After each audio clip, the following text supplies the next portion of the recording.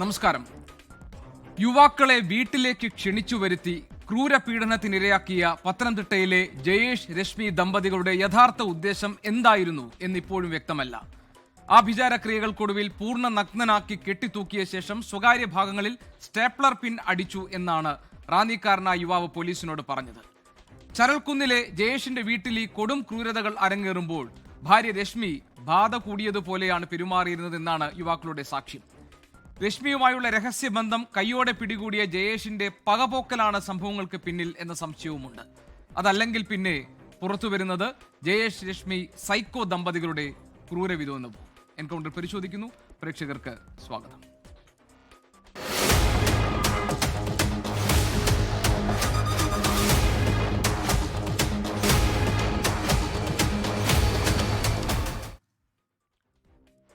Retired S P Shri George Joseph, മാനസികാരോഗ്യ വിദഗ്ധൻ doctor Mohan Roy, ഈ റാന്നിക്കാരനായ പരാതിക്കാരനും ഈ മർദ്ദനത്തിനിരയാവുകയും ചെയ്ത പീഡനത്തിനിരയായ ആ യുവാവ് ഈ ചർച്ചയിൽ നമ്മളോടൊപ്പം ടെലിഫോൺ ലൈനിൽ ഉണ്ടാകും. ഈ ജയേഷിന്റെ വീടിന് അയൽവാസിയായിട്ടുള്ള ശ്രീമതി ലീല ഇന്ന് ഈ ചർച്ചയിൽ പങ്കെടുക്കാനുണ്ട്. ഒപ്പം തന്നെ സാമൂഹ്യ നിരീക്ഷകൻ ശ്രീ രാഹുൽ ഈശ്വരും ഇന്ന് ഈ ചർച്ചയുടെ ഭാഗമാകുന്നു. ജോർജ് ജോസഫ്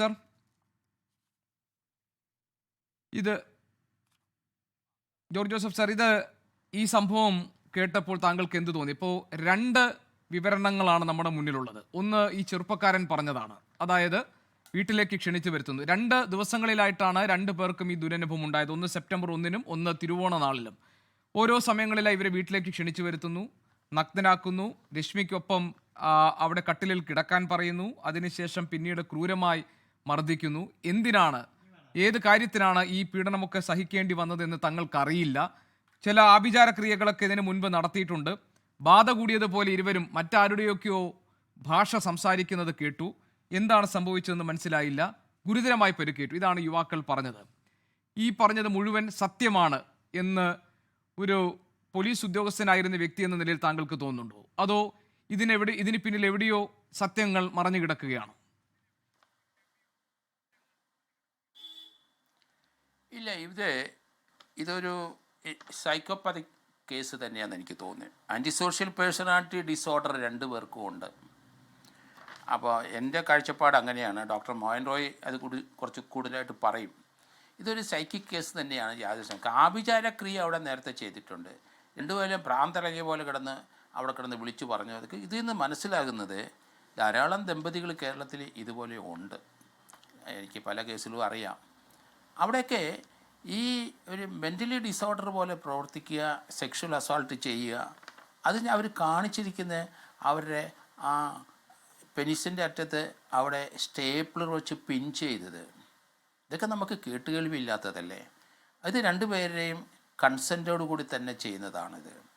ഇങ്ങനെയുള്ള കുട്ടികളെ അവരെ ഇൻവൈറ്റ് ചെയ്ത് ചാറ്റ് ചെയ്ത് ഇവരെ വലയിൽ വീഴ്ത്തി സെക്സുമായിട്ട് ബന്ധപ്പെട്ട് വന്നു കഴിഞ്ഞ ശേഷം ഇതൊരു മർഡറിലേക്ക് പോയില്ല എന്ന് എനിക്ക് തോന്നണേ. മർഡറിലേക്ക് പോകുമായിരുന്നു. ആഭിചാരക്രിയയുടെ ലക്ഷങ്ങളെല്ലാം അവിടെ കണ്ടിട്ടുണ്ട്. കാരണം ഇങ്ങനെ വരുന്ന ചാറ്റ് ചെയ്ത് ഹൗസ് വൈഫുമായിട്ട് ബന്ധപ്പെട്ട് ഹസ്ബൻഡ് അറിയാതെയാണ് എന്നൊക്കെ പറയുമ്പം കുട്ടികൾ ചെറുപ്പക്കാരവിടെ ഒന്ന് ചാടും. ആ വീട്ടിലാണ് പോയെന്ന് ആർക്കും അറിയില്ല. അത് നമ്മൾ മനസ്സിലാക്കണം. അവിടെ സ്ട്രേഞ്ചേഴ്സ് പലരും വന്നു പോകുന്നുണ്ടാവും. അയൽവക്കംകാർക്ക് അത് അറിയാതിരിക്കാം. എന്താണ് അവിടെ നടക്കണതെന്ന് ആർക്കും അറിയത്തില്ല. ഇങ്ങനെയുള്ള കുട്ടികൾ കൊല്ലപ്പെടും. അറിയില്ല ആഭിചാരക്രിയയായിരുന്നു. നമുക്ക് എലന്തൂരിലെ സംഭവം നമ്മുടെ മനസ്സിലുണ്ട്. ഇനി ഞാനൊരു കാര്യം പറയാം. നമ്മൾ മൈസൂരിൽ നിന്നൊരു വൈദ്യനെ കൊണ്ടുവന്നു നമ്മുടെ വയനാട്ടിൽ. ആ വൈദ്യനെ കൊണ്ടുവന്നിട്ട് 1.25 വർഷം ആ വീട്ടിനകത്ത് പൂട്ടിയിട്ട് അതിനുശേഷം വൈദ്യനെ കൊന്നു. കഷ്ണമാക്കിയിട്ട് ചാലിയാപ്പുഴയെ കൂടി ഒഴുക്കി. ഒരു കഷ്ണം പോലും ഫ്ലഷ് കിട്ടിയിട്ടില്ല. ആ വൈദ്യൻ്റെ ബ്ലഡ് അവിടെ ബാത്റൂമിൽ നിന്ന് ഒഴുകിപ്പോയ സ്ഥലത്ത് നിന്ന് പോലീസ് കണ്ടെടുത്തു. DNA വൈദ്യൻ്റെ ആണ് എന്ന് പ്രൂവ് ചെയ്യാൻ പറ്റും. കാരണം അത് കണ്ടെത്തുകയില്ലായിരുന്നു. 1.25 വർഷം ആ വീട്ടിൽ പൂട്ടിയിട്ടിട്ട് ആരും അറിഞ്ഞില്ല. അയാളുടെ ഭാര്യയ്ക്ക് അറിയാം, അയാൾക്കും അറിയാം, അയാളുടെ കൂടെ സഹകരിച്ച 2 പേർക്കും അറിയാം. ഇങ്ങനെ എത്ര പേര് ഡിസപ്പിയർ ചെയ്ത് പോകുന്നുണ്ട്. അത് നമ്മൾ മനസ്സിലാക്കണം. ഈ കുട്ടികൾ അത് ഇപ്പോഴെങ്കിലും പോലീസ് പറഞ്ഞത് നന്നായി. കാരണം ഇത് ചരൽക്കുന്നിലാണ് ഈ സംഭവം നടന്നത്, പത്തനംതിട്ട ജില്ലയിൽ. അപ്പോൾ അവിടെ ഇവർ രണ്ടുപേരും തൊഴിലെന്താണ്? നമുക്ക് ഈ കട്ടപ്പന ഒരു സംഭവം ഉണ്ടായി അറിയാമല്ലോ. അവിടെ അമ്മയും അപ്പനെയും ആടിനെയൊക്കെ വീടിനകത്ത് കെട്ടുന്ന പോലെ കെട്ടിയിട്ടിരുന്ന് കൊല്ലാൻ. അവിടുത്തെ ആ പൂജാരി അയാളുടെ പൂജാരിയായിട്ട് സഹായിച്ച ആ വീട്ടിലെ മകനുമായിട്ട് ചേർന്നിട്ട് അപ്പനെ കൊന്ന് ആ വീടിൻ്റെ അകത്ത് കുഴിച്ചിട്ടു. അതിന് മുമ്പ് ഒരു കുഞ്ഞു കൊച്ചുണ്ടായപ്പോൾ അതിനെ കൊന്നു. കാരണം നമ്മൾ സാംസ്കാരികമായിട്ട് വലിയ ഉന്നത നിലവാരത്തിൽ വീമ്പിളക്കി നിൽക്കുന്നവരാണെന്ന് വീമ്പിളക്കി നടക്കുകയാണ്. അല്ല ജോർജ് ജോസഫ് സാർ, ഇതിനകത്ത് പോലീസിന്റെ ഭാഗത്ത് വരുന്ന ഒരു വിശദീകരണമുണ്ട്. അത് ഈ പറയുന്ന രശ്മിയുമായി ഈ ചെറുപ്പക്കാരിൽ ഒരാൾക്ക് ചില ബന്ധമുണ്ടായിരുന്നു. അത് ഭർത്താവ് കണ്ടെത്തുന്നു. പിന്നീട് അയാൾ ഇവരെ ഈ രശ്മിയെ കൊണ്ട് തന്നെ വീട്ടിലേക്ക് ക്ഷണിക്കുന്നു. എന്നിട്ട് ഇവർ വന്ന ശേഷം അതിക്രൂരമായി ഇവരെ മർദ്ദനത്തിനിരയാക്കുന്നു. ഇതേപോലെ തന്നെ ഇവരെ ഒപ്പം ഇരുത്തി ചില ചിത്രങ്ങൾ എടുക്കുന്നു, ചില ഭാഗങ്ങൾ ചിത്രീകരിക്കുന്നു. ഇതൊക്കെ ജയേഷിൻ്റെ ഒരു പകപോക്കലിൻ്റെ ഭാഗമായിരുന്നുവെന്നും ആഭിചാര ക്രിയയൊക്കെ നടത്തുന്നതായിട്ട് ഇവരെ അഭിനയിച്ച് ഈ കേസ് തിരിച്ചുവിടാൻ വേണ്ടിയിട്ടുള്ള ബോധപൂർവമായ ശ്രമം, അതായത് നാടകീയമായ രംഗങ്ങൾ ഉണ്ടാക്കുകയായിരുന്നു എന്നും പോലീസ് പറയുന്നുണ്ട്. അത് താങ്കൾ അങ്ങനെ വിശ്വസിക്കുന്നില്ല എന്നല്ലേ ഞാൻ മനസ്സിലാക്കേണ്ടത്, അല്ലേ?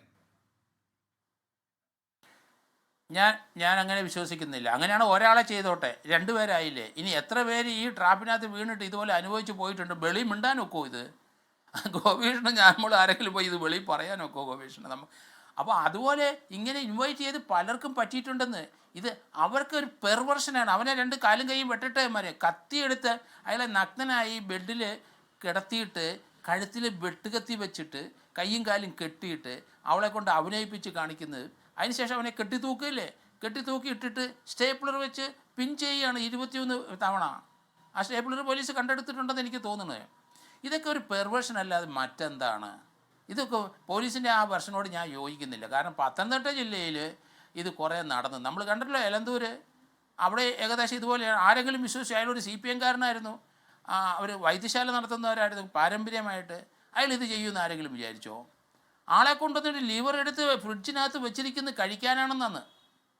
ഇതൊക്കെ കേരളീയർ കണ്ടത്. എത്രയോ എണ്ണമായി. ഇനിയുണ്ടല്ലോ വണ്ണപ്പുറം, അവിടെ കൃഷ്ണൻകുട്ടി വൈദ്യന്, അയാൾ പൂജാരിയായിരുന്നു, അയാൾ മാന്ത്രികനായിരുന്നു, മന്ത്രവാദിയായിരുന്നു. അയാളുടെ ശിഷ്യൻ അയാളുടെ മുഴുവൻ പവർ ആവാഹിച്ചെടുക്കാൻ വേണ്ടിയിട്ട് അയാളെയും അയാളുടെ ഭാര്യയെയും അയാളെ കോളേജിൽ പഠിക്കുന്ന മകനെയും മകളെയും കൊന്ന് ഒരു കുഴി കുഴിച്ചിട്ട് നമ്മൾ കണ്ടല്ലോ അത്. അപ്പോൾ ഇത് സർവ്വവ്യാപകമായിട്ട് കേരളത്തിലുണ്ട്, ഇന്ത്യയിൽ എല്ലായിടത്തും ഉണ്ട്. ഒന്നും വേണ്ടല്ലോ, നമുക്ക് സുഖമായിട്ട് ഇവിടെ കേരളത്തിൽ നിന്നൊരു ടീച്ചറും ടീച്ചറുടെ സഹ ടീച്ചറും അവരുടെ കെട്ടിയും ഡോക്ടറും കൂടെ മിയാങ് അവിടെ ആസാമിൽ പോയി ഒരു സ്ഥലത്ത് അവിടെ നിന്ന് നല്ലൊരു മരണം ഉണ്ടാക്കിയ നമ്മൾ കണ്ടല്ലോ. എന്തൊക്കെയാണ് ഇവിടെ നടക്കുന്നത് കേരളത്തിൽ? ഇതിനൊക്കെ ഈ രാഷ്ട്രീയക്കാർ അവർ സാംസ്കാരിക നായകന്മാർ എവിടെ പോയി കേരളത്തിൽ? ഇവിടെ ഒരു സാംസ്കാരിക ഉന്നമതി ഒന്നും ഉണ്ടായിട്ടില്ലെന്ന് ഇവിടെ കേരളത്തിൽ.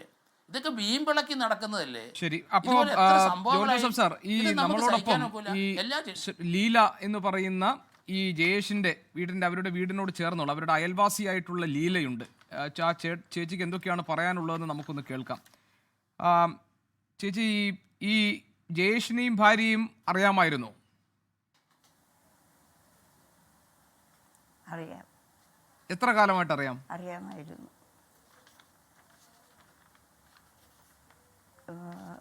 ജയേഷൊക്കെ ജനിക്കുന്നതിന് മുന്നേ തൊട്ട് അവരുടെ അമ്മ അച്ഛൻ അവരെയൊക്കെ കൊണ്ടേ അറിയാം. ഈ ജയേഷും രശ്മിയും ഇവിടെ അവിടെ താമസമായിട്ട് എത്ര കാലമായി? അവരിവിടെ തന്നെ ജനിച്ചു വളർന്ന ആണ് ഈ ജയേഷ്. രശ്മി അവൻ കല്യാണം കഴിച്ച് കൂട്ടിക്കൊണ്ടുവന്നാണ്. ഈ ചേച്ചി ഈ സംഭവങ്ങളൊക്കെ അറിഞ്ഞല്ലോ അല്ലേ? ആ വീട്ടിൽ നടന്ന കാര്യങ്ങളൊക്കെ അറിഞ്ഞല്ലോ അല്ലേ? അറിയാമായിരുന്നു. അതെല്ലാം ഇവിടെ പോലീസ് വന്ന് തിരക്കി. പോലീസുമായിട്ട് ഞങ്ങൾ ഇതിന് ശേഷം മാധ്യമങ്ങൾ കൂടെയാണ് ഞങ്ങൾ അറിഞ്ഞത്. അതിന് മുന്നേ ഞങ്ങൾക്ക് ഇങ്ങനെയുള്ള അറിവൊന്നും ഇല്ലായിരുന്നു. അല്ല, ഇങ്ങനെയൊക്കെ പെരുമാറുന്ന ഒരാളാണോ ജയേഷും ഭാര്യ രശ്മി? ദിവസവും ഇതിലൂടെ രശ്മിയെ കണ്ടാൽ അങ്ങനെയൊന്നും തോന്നത്തില്ലായിരുന്നു, ജയേഷിനെ കണ്ടാലും അങ്ങനെ തോന്നത്തില്ലായിരുന്നു. ഞങ്ങൾക്കൊന്നും അതിനെപ്പറ്റി അവൻ അങ്ങനെ ചെയ്യും എന്നുള്ളത് ഞങ്ങൾക്ക് ആർക്കും തന്നെ, ഞങ്ങളുടെ ഈ നാട്ടുകാർക്ക് ആർക്കും തന്നെ അറിയത്തില്ലായിരുന്നു. എവിടെയാണ് ഇവർ ജോലി ചെയ്തിരുന്ന ആൾക്കാരല്ലേ രണ്ടുപേരും, അല്ലേ? അല്ല, അവള് അങ്ങനെ വീട്ടിലായിരുന്നു. 2 കുട്ടികളുണ്ട്. അവരെ കൊണ്ട് സ്കൂളിൽ പോകുമ്പോഴും കൊണ്ടുവിടാൻ പോകുന്നത്. ഞങ്ങളുടെ കുട്ടി പഠിക്കുന്ന സ്കൂളിലാണ് ആ കുട്ടികൾ പഠിക്കുന്നത്. അപ്പോൾ സ്കൂളിൽ കൊണ്ടുവിടാൻ പോകുന്നതും വരുന്നതും ഒക്കെ ഞങ്ങളുടെ വീട്ടുവഴിയാണ്. ഇവിടെ വന്ന് ഞങ്ങളുമായിട്ട് സംസാരിക്കാറുണ്ട്. വളരെ സൗമ്യതയായിട്ടാണ് ഞങ്ങളോട് സംസാരിക്കുന്നത്. അതൊക്കെ നമുക്കപ്പോൾ ഇവരെ കണ്ടിട്ട് ഇവർ ഇത്രയും ക്രിമിനലുകളാണെന്നുള്ളത് നമുക്കറിയത്തില്ല. ഇവർ ഇത്രയും ഭയങ്കരമായിട്ടുള്ള കാര്യങ്ങൾ ചെയ്തു എന്ന് പറയുമ്പോൾ ഞങ്ങൾക്കും തന്നെ ഞങ്ങളുടെ ഈ അയൽവാസികൾക്കും ഞങ്ങളുടെ ഈ സമൂഹത്തിൽ തന്നെ ഞങ്ങൾക്ക് അത് ഭയങ്കര ഒരു വേദന ഉണ്ടാക്കിയ ഒരു ചേച്ചി, ഈ സെപ്റ്റംബർ 1-ാം തീയതി പിന്നെ തിരുവോണത്തിന്റെ അന്ന് ഈ 2 ദിവസങ്ങളിലാണ് ഈ പ്രശ്നങ്ങൾ ഉണ്ടായിട്ടുള്ളത്. ആ ദിവസം അസ്വാഭാവികമായിട്ട് എന്തെങ്കിലും കാണുകയോ കേൾക്കുകയോ അല്ലെങ്കിൽ അങ്ങനെ എന്തെങ്കിലും ഒരു ഇത് അയൽവാസികൾ എന്ന നിലയിൽ നിങ്ങൾക്ക് ആർക്കെങ്കിലും തോന്നിയിരുന്നു? സെപ്റ്റംബർ 4-ാം തീയതി ഇവരെ ഞങ്ങൾ പുല്ലാട്ട് ജംഗ്ഷനിൽ വെച്ച് ഭാര്യയും ഭർത്താവിനെയും ഞങ്ങൾ കണ്ടു. അവിടെ പിന്നെ ജൗളിക്കടയിൽ കയറി ഒരുപാട് തുണികൾ എടുക്കുകയും അവിടുന്ന് സാധനങ്ങൾ പച്ചക്കറികൾ അത് ഇതെല്ലാം മേടിച്ചു ഒരുപാട് സാധനങ്ങൾ മേടിച്ചു ഇറക്കി കൊണ്ടുവരുന്നത് കണ്ടായിരുന്നു. അല്ലാതെ ഇങ്ങനെയുള്ള ഒരു സംഭവം ചെയ്യുമെന്നുള്ളത് ഞങ്ങൾക്കറിയത്തില്ലായിരുന്നു. ഈ ഏതെങ്കിലും തരത്തിലുള്ള ഞങ്ങളുടെ ഇവിടെ ആണെങ്കിൽ ഈ പരിപാടികൾ പോണ പറഞ്ഞോളൂ. അങ്ങനെ ഇവിടെ ഞങ്ങൾക്ക് പ്രത്യേകിച്ച് അവരെ പറ്റി വേറെ വിവരങ്ങളൊന്നും അറിയത്തില്ല. ആ വീട്ടിൽ ആരൊക്കെയാണ് താമസിക്കുന്നത് ചേച്ചി? പിന്നെ ഇപ്പം ആ വീട്ടിൽ താമസിച്ചുകൊണ്ടിരുന്നത് ജയേഷും ഭാര്യയുമാണ്. ജയേഷിനൊരു ചേട്ടനും ഒരു അനിയനും ഉണ്ട്. അവരിപ്പം ഇവിടെ ഇല്ല. അവരുമായിട്ട് ഇവർ മിണ്ടുകയും സഹകരിക്കുകയൊന്നുമില്ല. അവരൊക്കെ ദൂരെ വേറെ എങ്ങാണ്ടൊക്കെയാണ് താമസിക്കുന്നത്. ഈ ജയേഷും ഭാര്യയും മാത്രമാണോ അതോ ജയേഷും ഭാര്യയും കുട്ടികളും അവിടെ താമസിക്കുന്നുണ്ടോ? കുട്ടികളും ജയേഷും ഭാര്യയുമാണ് അവിടെ താമസിക്കുന്നത്. ശരി. ഈ ജയേഷിന് ഈ എന്തെങ്കിലും തരത്തിൽ ഇവർക്ക് ഈ ആഭിചാര ക്രിയകളോ അങ്ങനെ എന്തെങ്കിലും അമിതമായ വിശ്വാസമോ അല്ലെങ്കിൽ അന്ധവിശ്വാസമോ ഇതൊക്കെയുള്ള ആളുകളാണോ ഇവർ രണ്ടുപേരും? ആണ്. അവരുടെ ജയേഷിൻ്റെ കുടുംബക്കാർ മൊത്തം പണ്ടുതൊട്ടേ ആഭിജാത്യ ഉള്ളവരായിരുന്നു. അവർ ഈ ചോട്ടുപാറ എന്ന് പറയുന്ന സ്ഥലത്താണ് അവരുടെ കുടുംബവും കാര്യങ്ങളുമൊക്കെ. പണ്ടുതൊട്ട് അവരുടെ അമ്മ അപ്പൂപ്പന്മാരുടെ കാലം തൊട്ട് അങ്ങനെയുള്ള ആൾക്കാരാണ്. പിന്നെ ഈ ജയേഷിൻ്റെ അമ്മയ്ക്ക് അതുപോലെ തന്നെ ഈ ആഭിജാത്യ ക്രിയകളൊക്കെ ഉണ്ടായിരുന്നു. അത് ഞങ്ങൾക്ക് ചില ആൾക്കാർക്കൊക്കെ അറിയാമായിരുന്നു. പക്ഷേ എന്ന് പറഞ്ഞിട്ട് ഇവിടങ്ങളിൽ ഞങ്ങൾ താമസിക്കുന്ന കോളനിയിലോ അല്ലെ ഇവിടെ അവരങ്ങനെ ഒരു ആഭിജാത്യ ക്രിയകളും നടത്തിയിട്ടില്ല. ഇവർ പല വീടുകളിലും ഇങ്ങനെ പേ ഒഴിക്കാനെന്നും ബാധ ഒഴിക്കാനെന്നും പറഞ്ഞ് പലയിടത്തും പോയിട്ടുള്ളതായിട്ട് എനിക്കറിയാം. ഈ ചേച്ചി അവരുടെ അമ്മ ഉണ്ടായിരുന്ന സമയത്ത്. പക്ഷെ അവരുടെ അമ്മ മരിച്ചിട്ടിപ്പം പറഞ്ഞോളൂ. അവരുടെ അമ്മ മരിച്ചിട്ടിപ്പം ഒരുപാട് കാലമായി. ഒരു 10 വർഷത്തിന് മേലായിരിക്കുമെന്നാണ് എൻ്റെ ഓർമ്മ. ചേച്ചി, ഈ ആഭിചാര ക്രിയകൾ എന്ന് പറഞ്ഞാൽ വീട്ടിലെ പൂജ അല്ലെങ്കിൽ അവിടെ പിന്നെ എന്തെങ്കിലും മന്ത്രവാദികൾ വരിക, പൂജ ചെയ്യുക, അങ്ങനെയൊക്കെ ഉള്ളത് നിങ്ങൾ കേട്ടിട്ടുണ്ടോ ആ വീട്ടിൽ? പുറത്തുനിന്ന് വേറെ മന്ത്രവാദികളൊന്നും വരുന്നതായിട്ട് അറിയത്തില്ല. പക്ഷെ അവരുടെ അമ്മ ഒരു മന്ത്രവാദിയായിരുന്നു. അവരുടെ അമ്മയും അച്ഛനും പിന്നെ അവരുടെ ഞാൻ പറഞ്ഞല്ലോ അവരുടെ ആ പാരമ്പര്യ കുടുംബമേ അങ്ങനെയൊക്കെ ഉള്ള ആൾക്കാരായിരുന്നു. അവിടെ എന്തെങ്കിലും മൂർത്തികളോ അല്ലെങ്കിൽ അങ്ങനെ എന്തെങ്കിലും ഉണ്ടോ പുറത്ത്? അതായത് ഇപ്പോൾ ഈ ചെറുപ്പക്കാർ പറഞ്ഞത് അവിടെ ഒരു ശൂലം ഉണ്ടായിരുന്നു, മുരുകസേവ നടത്തിയിരുന്നു ഇവരെന്നൊക്കെയാണ്. അതിനെക്കുറിച്ച് എന്തെങ്കിലും അറിയുമോ? അവിടെ പിന്നെ ശൂലം ഞങ്ങൾ കണ്ടായിരുന്നു. അവരുടെ അമ്മ ഉണ്ടായിരുന്ന സമയത്ത് വെച്ചതാണ് ആ ശൂലമൊക്കെ. ആ സമയത്തുള്ളതാണ്. അത് കഴിഞ്ഞ് ഈ ജയേഷ് അത് ഉപയോഗിച്ചോ എന്നോ അത് നമുക്കറിയാൻ പാടില്ല. ജയേഷിന് അങ്ങനെയുള്ള ഇതൊക്കെ ഉണ്ടെന്ന് ഇപ്പോൾ ഇത് കണ്ടപ്പം ആ പാരമ്പര്യം അവനും ഉണ്ടെന്നുള്ളതാണ് ഞങ്ങൾ മനസ്സിലാക്കുന്നത്. ജയേഷ് മദ്യപിക്കുന്ന ആളാണോ അല്ലെങ്കിൽ മദ്യപിച്ച് എന്തെങ്കിലും പ്രശ്നങ്ങളൊക്കെ ഉണ്ടാക്കുന്ന എന്തെങ്കിലും മറ്റുള്ളവർക്ക് ബുദ്ധിമുട്ടുണ്ടാക്കുന്ന ഒരാളായിരുന്നു?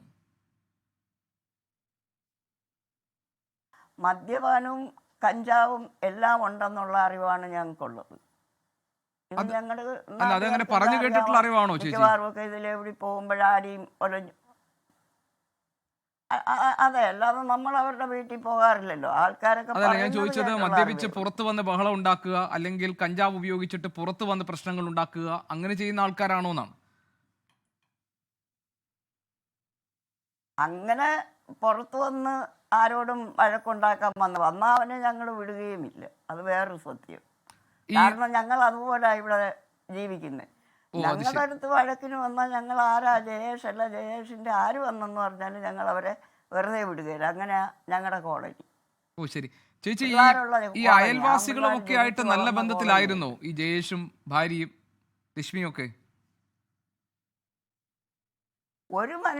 ഒരു മനുഷ്യരുമായിട്ടും ഒരു സഹകരണവും ഇല്ല. ജയേഷ് ആരോടും മിണ്ടത്തുമില്ല, പറയത്തുമില്ല, ഒന്നുമില്ല.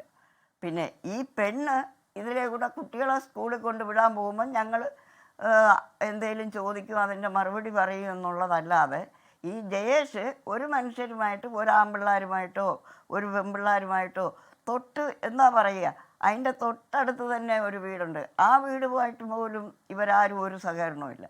അതിൻ്റെ അപ്പുറത്തൊരു വീടുണ്ട്. അവർ ഇറങ്ങിപ്പോകുന്ന വഴിക്ക് അനേകം വീടുകളുണ്ട്. ഒരു മനുഷ്യരുമായിട്ട് ഒരു സഹകരണവും ഇല്ല. ഒരു മുഖം മൂടി എടുത്ത് വെക്കും, ഒരു ബാഗും തൂക്കി തോളിയിടും, ഇവൻ ബൈക്കിൽ കയറുന്നു പോകുന്നു. ഇത്രയല്ല എല്ലാവർക്കും അറിയത്തുള്ളൂ. അല്ലാതെ ഒരു മനുഷ്യർക്കും അവനെ പറ്റി, അവൻ എവിടെ പോകുന്നു, എന്തിനു പോകുന്നു എന്ന് ഇവിടെ അയൽവാസികൾ തിരക്കിയിട്ടുമില്ല. നമുക്കത് തിരക്കേണ്ടി, ഇങ്ങനെ ഒരു ക്രിമിനൽ ആണെന്നുള്ളത് നമുക്കറിയത്തില്ലല്ലോ. അറിയാമായിരുന്നെങ്കിൽ ഞങ്ങളത് തിരക്കി, ഇതിനും പിന്നെ ഞങ്ങളത് കണ്ടുപിടിച്ച് ഞങ്ങളിവിടെ ഉള്ള പിള്ളേർ അവനെ അത് മര്യാദയുടെ രീതിയിൽ കൊണ്ടുവന്നേനെ. അല്ല ചേച്ചി, ഈ മുഖം മൂടി ഇട്ടിട്ട് പോകുന്ന പറഞ്ഞത് ഹെൽമെറ്റ് വെച്ച് പോകുന്നതിനായിരിക്കും അല്ലേ? ഹെൽമെറ്റ് വെച്ച് പോകുന്നതിനല്ലേ ചേച്ചി പറഞ്ഞത് അല്ലേ? ബൈക്കിൽ. അത് തന്നെ ആ അത് തന്നെ ശരി ശരി. പിന്നെ അവനെക്കാട്ടിയും പ്രായമുള്ളതും പ്രായം കുറഞ്ഞതും പിള്ളേർ ഇവിടെ ഉണ്ട്. ഇവരോടും ആരോടും തന്നെ അവൻ സംസാരിക്കാറില്ല, മിണ്ടാറില്ല, വണ്ടി നിർത്താറില്ല, ഒന്നുമില്ല, ശരി. ഒരു ഇതുമില്ല. ശരി ചേച്ചി, അപ്പൊ അപ്പോൾ പിന്നെ ഞാൻ ഇനി അതിനെപ്പറ്റി ചേച്ചിയോട് നമുക്ക് മറ്റു എന്തറിയാനാ? ചോദ്യങ്ങൾ ഞാൻ കുറച്ച് കഴിഞ്ഞിട്ട് ചോദിക്കാം. ഡോക്ടർ മോഹൻ റോയ് ഉണ്ട് നമ്മളോടൊപ്പം ഈ ചർച്ചയിൽ. അതോടൊപ്പം തന്നെ ശ്രീ രാഹുൽ ഈശ്വറുമുണ്ട്. ഡോക്ടർ മോഹൻ റോയ്, നമ്മുടെ നാട്ടിൽ ഇത് എന്തൊക്കെയാണ് സംഭവിക്കുന്നത് എന്ന് ചോദിക്കേണ്ടി വരുന്ന അവസ്ഥ പല പല ഈ സംഭവങ്ങൾ ഉണ്ടാകുമ്പോൾ നമുക്ക് ഉണ്ടാകാറുണ്ട്. ഇതെന്തൊക്കെയാണ് ഇവിടെ സംഭവിക്കുന്നത് എന്നുള്ളത്. ഇപ്പോൾ ഞാൻ ഈ ജയേഷിൻ്റെ അയൽവാസിയായി ഈ ചേച്ചിയോട് ഇത്രയധികം കാര്യങ്ങൾ ഒരുപക്ഷെ വളരെ അനാവശ്യമെന്നോ അല്ലെങ്കിൽ വളരെ നിസ്സാരമെന്നോ തോന്നുന്ന തരത്തിൽ ഇത്തരം കാര്യങ്ങൾ ഞാൻ ചോദിക്കാൻ കാരണം, ഏത് സാമൂഹിക പശ്ചാത്തലവും ഏത് തരത്തിലുള്ള ജീവിത പശ്ചാത്തലത്തിൽ നിന്നുമാണ് ഈ ജയേഷ് രശ്മി ദമ്പതികൾ വരുന്നതെന്നാണ്. അപ്പോൾ ഡോക്ടർ ഇതെല്ലാം കേട്ടല്ലോ, എങ്ങനെയാണ് അവരുടെ സഹകരണം എത്രത്തോളം ഉണ്ട്, അവരെങ്ങനെയാണ് അവിടെ ജീവിക്കുന്നത്, അവരുടെ കുടുംബ പശ്ചാത്തലം എന്താണ്, അവരുടെ പിന്നെ ഈ മന്ത്രവാദവും ഈ ആഭിചാരക്രിയകളുമായിട്ടുള്ളൊരു ബന്ധം എന്താണെന്നൊക്കെ. ഡോക്ടർ, ഈ സംഭവം മനസ്സിലാക്കുമ്പോൾ അല്ലെങ്കിൽ ഈ സംഭവത്തെക്കുറിച്ച് പഠിക്കുമ്പോൾ എന്താണ് ഡോക്ടർക്ക് പറയാനുള്ളത്?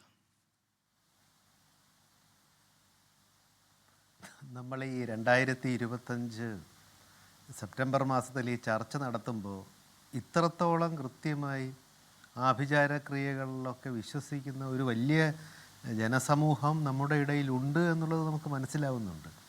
അത് യഥാർത്ഥത്തിൽ മനസ്സിലാകുമ്പോൾ ഈ പറയുന്ന പോലെ അനാചാരങ്ങൾക്കും അന്ധവിശ്വാസത്തിനുമെതിരായി കേരളത്തിൽ സർക്കാർ തന്നെ കൊണ്ടുവരാൻ ഉദ്ദേശിച്ച ഒരു ബില്ലിൻ്റെയൊക്കെ അവസ്ഥ എന്താണെന്ന് നമ്മൾ തന്നെ പലപ്പോഴും ചർച്ച ചെയ്തിട്ടുണ്ടല്ലോ.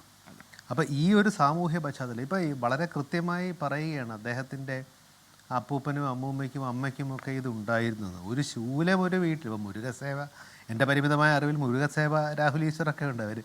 രാഹുൽ വിശദീകരിക്കുന്നത് ഞങ്ങൾ മുരുകസേവയൊക്കെ സന്താന ലബ്ധിക്കുള്ള ഒരു പൂജയായി ചില സ്ഥലത്ത് നടത്തുന്നതാണ്. അങ്ങനെ ഒരു വിശ്വാസം നിലവിലുണ്ടെന്നിരിക്കെ ഇത്തരം കാര്യങ്ങളിൽ വിശ്വസിക്കുന്ന ഒരു വലിയ ജനസമൂഹം നമ്മുടെ ഇടയിലുണ്ടെന്നും ആ ജനസമൂഹത്തിൻ്റെ ഇടയിൽ ഇതൊക്കെ നന്നായി ചിലവാകുമെന്നുള്ളത് നമുക്ക് നന്നായിട്ട് അറിയാമല്ലോ. അത് തന്നെയാണ് അവർ ഒരു തരത്തിൽ ഉപയോഗിച്ചത്. ഇതിപ്പോൾ ഇതിലെ 2-3 വെർഷൻസാണ് നിലവിലുള്ളത്. ഒന്ന് ഈ പറയുന്ന ഒരു ഹണി ട്രാപ്പ് എന്ന് പറയുന്ന രീതിയിൽ തുടങ്ങിയ ഒരു സംഭവം, അതിനുശേഷം ഈ പറയുന്ന ഒരു ക്രിമിനൽ ആക്ടിവിറ്റിയും, പിന്നെ നമ്മുടെ ഈ സൈക്കോ മെൻറ്റാലിറ്റി എന്ന് പറയുന്നത് പൊതുവേ നമ്മൾ ഈ അങ്ങ് പൊലിപ്പിച്ച് പറയുന്നതാണ്. ഈ സൈക്കോ മെൻറ്റാലിറ്റി എന്ന് യഥാർത്ഥത്തിൽ ഉദ്ദേശിക്കുന്നത് നമ്മുടെ ഈ സാമൂഹ്യ വിരുദ്ധ വ്യക്തിത്വ വൈകല്യം എന്ന് പറയുന്ന ആൻറ്റി സോഷ്യൽ പേഴ്സണാലിറ്റി ഡിസോർഡറിൻ്റെ ഒരു സൈക്കോപ്പത്ത് എന്ന് പറയുന്ന ഒരു ഇംഗ്ലീഷ് പദത്തിൻ്റെ ഒരു രൂപാന്തരം പ്രാപിച്ച നമ്മൾ ഈ സൈക്കോ മെൻറ്റാലിറ്റി എന്ന് പറയുന്നത്. ഈ സൈക്കോപത്തി എന്ന് നമ്മൾ പറയുമ്പോൾ അനുതാപമില്ലാത്തവർ എന്ന് പറയുമ്പോൾ എത്ര ക്രൂരകൃത്യവും ചെയ്യാൻ സാധിക്കുന്നവരെന്നുള്ളതാണ്. ഇപ്പോൾ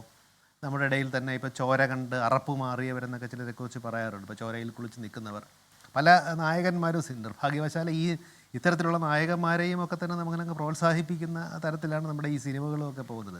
അത് സമൂഹത്തിലെ വയലൻസും എങ്ങനെ ഒരാൾ സാമൂഹ്യ വിരുദ്ധ വ്യക്തിത്വത്തിലേക്ക് പാകപ്പെടുന്നു എന്നുള്ളതിൽ സമൂഹത്തിലെ ധാരാളം ഘടകങ്ങളൊക്കെ തന്നെ അതിന് പ്രേരണയാകുന്നുണ്ട്. ഇപ്പോൾ ഇന്ന് ഉച്ചയ്ക്ക്, ഞാൻ ആ സിനിമയുടെ പേര് പറയുന്നില്ല, സൗത്ത് ഇന്ത്യയിൽ ഇറങ്ങി വളരെ ഹിറ്റാകുമെന്ന് വിചാരിച്ച ഒരു സിനിമയിലൊക്കെ ഇങ്ങനെ നായകനല്ല, ഒരു വില്ലൻ ഒരു ചുറ്റിക എടുത്ത് ഒരു കഥാപാത്രത്തിനെ എത്ര പ്രാവശ്യമാണ് അടിക്കുന്നതെന്ന് ആ സീനൊക്കെ എഴുതി വെച്ചവർക്കൊക്കെ വല്ല ബോധമുണ്ടോ എന്ന് ചോദിക്കേണ്ട അവസ്ഥയിലേക്ക്. അപ്പോൾ അത്തരത്തിലുള്ള കാര്യങ്ങളൊക്കെ ഇവിടെ നടന്നു വരുന്നുണ്ട്. അപ്പോൾ അതിൻ്റെ ഭാഗമായി ഈ കൃത്യം നടത്തിയ ആൾക്കാരുടെ ഒരു വിശകലനം നടത്തി കഴിയുമ്പോൾ നേരത്തെ നമ്മുടെ ലീല ചേച്ചി പറഞ്ഞതുപോലെ ഇവർ വളരെ ഒറ്റപ്പെട്ടു ജീവിക്കുന്നവർ. അപ്പോൾ ഒറ്റപ്പെട്ടു നമ്മൾ പലപ്പോഴും ചർച്ച ചെയ്തിട്ടുള്ളതാണ്. സമൂഹത്തിൽ ഒറ്റപ്പെട്ടു ജീവിക്കുന്നവരുടെ മുകളിൽ ഒരു കണ്ണു വേണം. എന്തുകൊണ്ടാണ് സമൂഹത്തിൽ ചിലർ ഒറ്റപ്പെട്ട് ജീവിക്കുന്നത് എന്ന് നമ്മളൊന്ന് ആലോചിച്ച് നോക്കിയാൽ മതി. ഒരു സാമൂഹ്യവൽക്കരണത്തിന് വരുന്നില്ല. നമ്മളിപ്പോൾ ഒരു റെസിഡൻസ് അസോസിയേഷൻ ഉണ്ട്, അല്ലെങ്കിൽ കുറേ ആൾക്കാർ താമസിക്കുന്ന ഒരു സ്ഥലമുണ്ട്. അവിടെ യഥാർത്ഥത്തിൽ അവർ ഒറ്റപ്പെട്ട് ജീവിക്കുന്നുണ്ടെങ്കിൽ അവർക്കങ്ങനെ ഒറ്റപ്പെട്ട് ജീവിക്കാൻ ഒരു കാരണമുണ്ടാകും. ഒന്നെങ്കിൽ ഒരു സാമൂഹിക സാമ്പത്തിക പശ്ചാത്തലത്തിൻ്റെ പ്രശ്നമായിരിക്കും, അല്ലെങ്കിൽ അവർക്ക് ഒളിക്കാനുള്ള കാരണമുണ്ടാകും. യഥാർത്ഥത്തിൽ സോഷ്യൽ പോലീസിംഗ് എന്നോ കമ്മ്യൂണിറ്റി പോലീസിംഗ് എന്നോ എന്നൊക്കെ പറയുമ്പോൾ, സോഷ്യൽ പോലീസിംഗ് എന്ന് പറഞ്ഞാൽ ഓരോരുത്തരും പോലീസ് ഉദ്യോഗസ്ഥരാകുന്ന, സമൂഹത്തിലെ ഓരോരുത്തരും പോലീസുകാരുടെ ജോലി ചെയ്യാവുന്ന ഒരു സംവിധാനത്തെയാണ് അത് ഉദ്ദേശിക്കുന്നത്. അവിടെ യഥാർത്ഥത്തിൽ ഈ റെസിഡൻസ് അസോസിയേഷനോ ഇത്തരത്തിലുള്ള സാമൂഹിക കൂട്ടായ്മകളോ ഒക്കെ തന്നെ ഇത്തരത്തിലുള്ള ആൾക്കാരെ നിരീക്ഷിക്കേണ്ടതും അവർക്ക് വേണ്ട സഹായം ചെയ്യണമെങ്കിൽ ചെയ്തു കൊടുക്കേണ്ടി വരുമെന്നാണ് ഞാൻ പറഞ്ഞില്ല. ഇപ്പോൾ സാമൂഹികമായോ സാമ്പത്തികമായോ അവർ ബുദ്ധിമുട്ടുന്നു എന്നുണ്ടെങ്കിൽ തീർച്ചയായിട്ടും അവർക്ക് വേണ്ട സഹായം കൂടി നമ്മൾ ചെയ്തു കൊടുക്കേണ്ടതാണ്. അതവിടെ നിൽക്കട്ടെ. ആ സംവിധാനത്തിൻ്റെ ഒരു ബ്രേക്ക് ഡൗൺ, ഫലപ്രാപ്തി ഇല്ലായ്മ ഇതിലുണ്ട് എന്ന് നമുക്ക് മനസ്സിലാക്കാം. പിന്നെ ഇവർ ചെയ്ത ക്രൂരകൃത്യം എന്ന് പറയുമ്പോൾ നേരത്തെ നമ്മൾ സൂചിപ്പിച്ച ആ ഒരു വ്യക്തിത്വ വൈകല്യത്തിൻ്റെ ഒരു തലത്തിലേക്ക് പോകുന്നുണ്ട്. വ്യക്തിത്വ വൈകല്യം എന്ന് പറയുമ്പോൾ ഞാൻ ഉദ്ദേശിക്കുന്നത് ഈ പറയുന്ന യാതൊരു മനസ്താപവും ഇല്ലാതെ കുറ്റകൃത്യം ചെയ്യുന്നവർ. അതായത് എനിക്ക് തോന്നുന്നു ബഹുമാനപ്പെട്ട ജോർജ് ജോസഫ് സാറൊക്കെ പോലീസ് മർദ്ദനവുമായി ബന്ധപ്പെട്ട കുറച്ച് ചർച്ചകളൊക്കെ നടക്കുന്ന ഒരു കാലം കൂടിയാണ്. എനിക്ക് തോന്നുന്നു കേരളത്തിലെ പോലീസുകാർക്ക് പോലും ഇത്തരത്തിലുള്ള ഒരു ക്രൂരതയെക്കുറിച്ച് ചിന്തിക്കാൻ കഴിയുമോ എന്ന് എനിക്കറിയില്ല. പോലീസ് പല കാര്യങ്ങളും ചെയ്യുന്നതായിട്ട് നമ്മൾ കേട്ടിട്ടുണ്ട്. പക്ഷേ ഈ ജനനേന്ദ്രിയത്തിലൊക്കെ ഒരു സ്റ്റാപ്പിളർ അടിക്കുക എന്നൊക്കെ പറയുന്നത് കേരള പോലീസിൻ്റെ ചരിത്രത്തിൽ ഇതുവരെ നടന്നിട്ടില്ലാത്തൊരു കാര്യമാണെന്ന് എനിക്ക് തോന്നുന്നത്. ജോസഫ് സാറിന് അല്ലാത്തൊരു അറിവുണ്ടെങ്കിൽ അത് തിരുത്താം. അപ്പം അത്തരത്തിലുള്ള ഒരു ക്രൂരത നടത്തുകയും പിന്നെ ആ കുറ്റകൃത്യം മറയ്ക്കാനുള്ള ഒരു ഗൂഢാലോചന നടത്തുന്നു എന്നുള്ള, കുറ്റകൃത്യം നടത്താനുള്ള ഗൂഢാലോചന എന്നത് ഞാൻ ഉദ്ദേശിക്കുന്നത്, ഇദ്ദേഹത്തിന് ഒരു കാമുകിയുണ്ട്. ആ കാമുകിയുടെ വീട്ടുകാർ ഉപദ്രവിച്ചതായി പറയണമെന്ന് പറയുന്നു. അതിനുശേഷം ആ കാമുകിയുടെ മുന്നിൽ ഒക്കെ പോയി ഈ കഥ അവതരിപ്പിക്കാനുള്ള ഒരു ധൈര്യം കൂടി ഇവർ കാണിച്ചതാണ്. നമ്മൾ ഈ നവീന ന്യൂജൻ കോട്ടുകളൊക്കെ എടുത്ത് പറഞ്ഞാൽ ഇത്രയധികം ധൈര്യം ഞാൻ എൻ്റെ ചാൾസ് ശോഭാരാജിൽ മാത്രമേ കണ്ടിട്ടുള്ളൂ എന്ന് പറയുന്നത് പോലെ അത്തരത്തിൽ അവരുടെ അടുത്ത് വരെ പോയി ഇത്തരത്തിലൊരു കഥ വേണമെന്ന് പറയുന്നു. പിന്നെ ഇപ്പോൾ നഗ്ന ദൃശ്യങ്ങളൊക്കെ പകർത്തുന്നു. ഈ നഗ്ന ദൃശ്യങ്ങളൊക്കെ പകർത്തുമ്പോൾ ഉദ്ദേശം വേറെയാണ്. അപ്പോൾ അതിൻ്റെ ഇടയിൽ ഒരു ആഭിചാരത്തിൻ്റെ ഒരു പശ്ചാത്തലമൊക്കെ ഉള്ളതുകൊണ്ട് ധാരാളം അഭിനയ മുഹൂർത്തങ്ങളൊക്കെ ഇവർ കാഴ്ചവെക്കുന്നുണ്ട്. അതായത് ഈ അഭിനയ മുഹൂർത്തങ്ങളിലൊക്കെ ഈ ആഭിചാരം, നമുക്ക് ഈ പുറത്ത് പറയാൻ പേടിയുള്ള കുറേ കാര്യങ്ങളുണ്ട്. ആഭിചാരമൊക്കെ ആണെങ്കിൽ ഒരു അതീന്ദ്രിയ ശക്തിയാണെന്നും അതിൻ്റെ ഒരു ഇഫക്റ്റൊക്കെ വീണ്ടും ഉണ്ടാകുമെന്ന് നമ്മൾ വിചാരിക്കും. പിന്നെ ഈ വീഡിയോ എടുത്തു കഴിയുമ്പോൾ ആരും പറയത്തുമില്ല. അപ്പോൾ ഈ രണ്ട് കാര്യങ്ങളും വളരെ കൃത്യമായി ഉപയോഗിച്ച് ഇവർ അത്യാവശ്യം ബുദ്ധിയില്ലാത്തവരാണെന്നൊന്നും പറയണ്ട കേട്ടോ, അത്യാവശ്യം നല്ല ബുദ്ധിയൊക്കെ ഉള്ളവരാണ്. അതുകൊണ്ടാണ് ഈ പറഞ്ഞ തിരുവോണത്തിൻ്റെ ദിവസം വിളിച്ച് ഒരു സദ്യ കൊടുക്കാമെന്ന് പറഞ്ഞിട്ട് എനിക്ക് തോന്നുന്നില്ല തിരുവോണ ദിവസം ഇത്തരത്തിലൊരു സദ്യ ഉണ്ണാൻ ഭാഗ്യം ലഭിച്ച മറ്റൊരു മലയാളിയും കേരളത്തിലുണ്ടാകുമെന്ന് തോന്നുന്നില്ല. അത്ര ക്രൂരമായി ആക്രമിച്ചതിന് ശേഷം പോലും സംവിധാനങ്ങളിലേക്ക് എത്താൻ അവർക്ക് എന്തൊക്കെ പ്രതിബന്ധങ്ങൾ ഉണ്ടാകുമെന്നുള്ളത് വളരെ കൃത്യമായി ആസൂത്രണം ചെയ്ത് മനസ്സിലാക്കി അവരെ കൃത്യമായി ആ ട്രാപ്പിൽ പെടുത്തുന്നതാണ് കാണിച്ചിരിക്കുന്നത്. അപ്പോൾ ഇത്തരത്തിലുള്ള സാമൂഹ്യ വിരുദ്ധ വ്യക്തിത്വ വൈകല്യമുള്ളവരെല്ലായിടത്തുമുണ്ട്.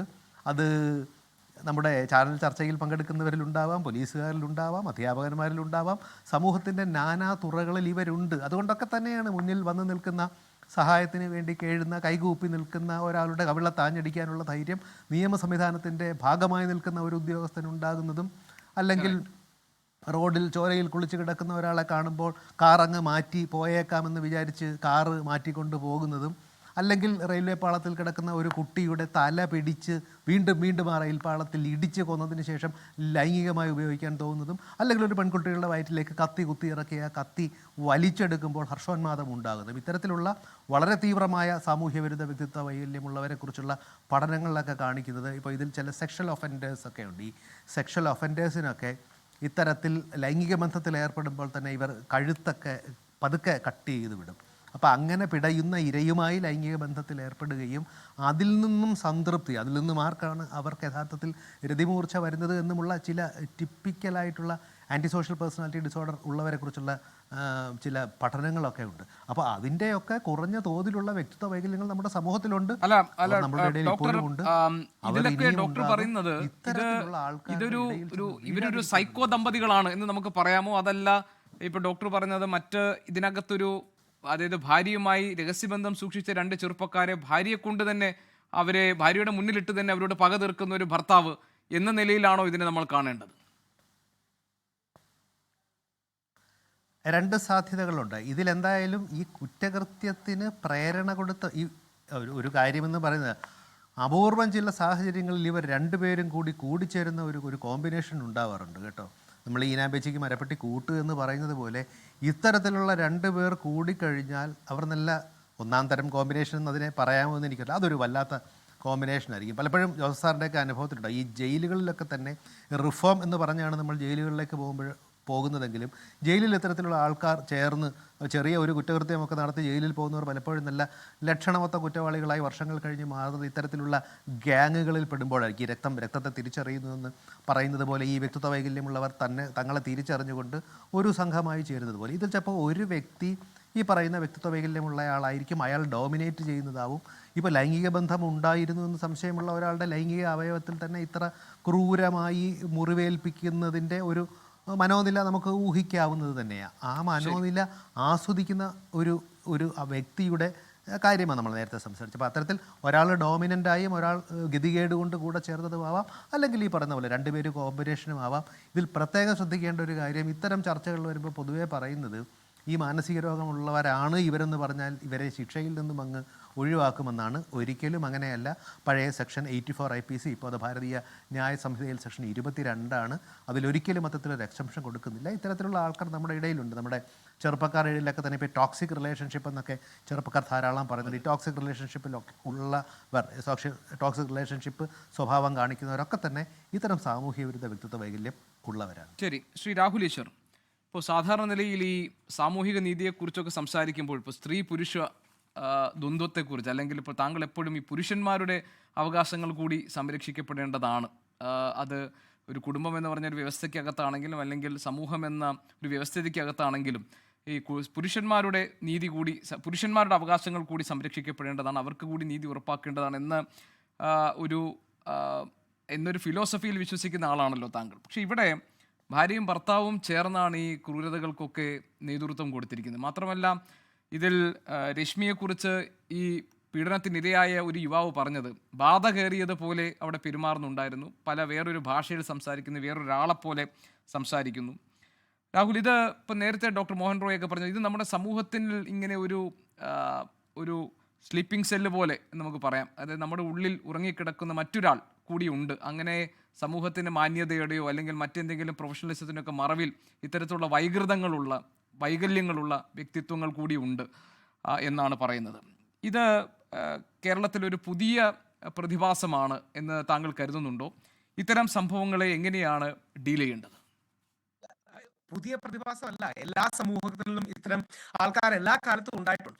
നമ്മുടെയൊക്കെ ശ്രീനാരായണ ഗുരുദേവന്റെ ചരിത്രം വായിക്കുകയാണെങ്കിൽ ശ്രീനാരായണ ഗുരുദേവൻ ഒരിക്കൽ ഫിസിക്കലി തന്നെ പോയി ഇങ്ങനെ ദുർദേവതകളുടെയും ദുർമന്ത്രവാദങ്ങളുടെയും ഒരു സ്ഥലം അദ്ദേഹം നശിപ്പിച്ചതായി ചരിത്രത്തിൽ രേഖപ്പെടുത്തിയിട്ടുണ്ട്. വളരെ കൗതുകമുള്ള ശ്രീനാരായണ ഗുരുദേവന്റെ ചരിത്രത്തിന്റെ ഒരു ഏടാണ്. അതായത് ഈ ആഭിചാരം, ദുർമന്ത്രവാദം തുടങ്ങിയ ഒരുപാട് കാര്യങ്ങൾ എല്ലാ സമൂഹത്തിലും എല്ലാ രാജ്യങ്ങളിലും നിലനിന്നുണ്ട്. ബ്ലാക്ക് മാജിക് എന്ന് നമ്മൾ പലപ്പോഴും വിളിക്കും, ക്ഷുദ്രം എന്ന് വിളിക്കും. ഇതിനൊന്നും ഒരു ഇഫക്റ്റ് ഇല്ലെന്ന് മാത്രമല്ല, ഇതിന് നെഗറ്റീവ് ഇഫക്റ്റ് മാത്രമേ ഉള്ളൂ. പക്ഷേ വൾണറബിൾ ആയ ആൾക്കാരെ ഇതിലേക്ക് കൊണ്ടുവരികയും മറ്റും ചെയ്യും. അതുകൊണ്ടാണ് ഞങ്ങളൊക്കെ റിക്വസ്റ്റ് ചെയ്യാറുള്ളത്, നമ്മൾ പൂജ പോലുള്ള വാക്കുകൾ പോലും ഉപയോഗിക്കരുത്. ഇതിന്റെ വാക്കുകൾ ക്ഷുദ്രം എന്നാണ്, ബ്ലാക്ക് മാജിക് എന്നാണ്, ആഭിചാര ക്രിയകൾ എന്നാണ്. ശ്രീ രാഹുൽ ഈശ്വർ സംസാരിക്കുന്നതിനിടയിൽ സാങ്കേതിക പ്രശ്നം ഉണ്ടായതാണ്. ഇവിടെ ആ സാങ്കേതിക പ്രശ്നം പരിഹരിച്ച ശേഷം രാഹുലിലേക്ക് പോകാം. വളരെ പെട്ടെന്ന് തന്നെ അത് പരിഹരിക്കാൻ ശ്രമിക്കുകയും ചെയ്യാം.